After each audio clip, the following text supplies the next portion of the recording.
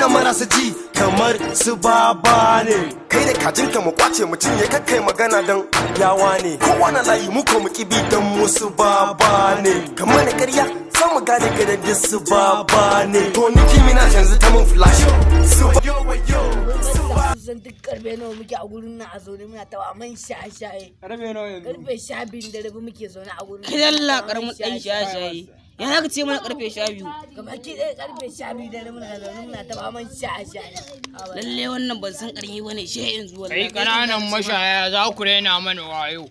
Yanzu karfe 4 na yamma ne fa. Yanzu ne karfe 4 na yamma. Yanzu karfe 4 yamma ne fa. Awara Allah. Ya za ku raina mana wayo ne. Ga wani gaya nan ba zai zo a tambaye shi. Oke do, masa da Allah ji mana. Ya kai. Ya gai ne me yake faruwa ne? Muna tambaya da Allah. Alsa na sani. Wani yanzu dare ne ko safiya ran Allah? A yanzu? To kai kamar dai ni ma dai bako ne yanzu nan na shigo garin nan. Kai ma bako ne? A yanzu nan na shigo garin nan. Raka shi ne ce.